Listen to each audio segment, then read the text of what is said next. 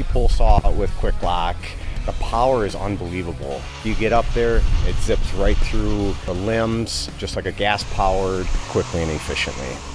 The pole saw has enough power to do anything that I need done. The throttle response of the tool is great. Once you press the trigger, it gives immediate power, starts cutting fast, and gets the job done. It's helpful to get full throttle right away because you're making contact with that branch and you need that cutting power. I would say it cut through just as good as any gas powered I've had. When it comes time to get those branches that are up a little bit higher, you don't have to get on a ladder. You can just put that 3-foot extension on it, adds very little weight to it, and you can reach all those branches. Get the battery on, and you're good to go.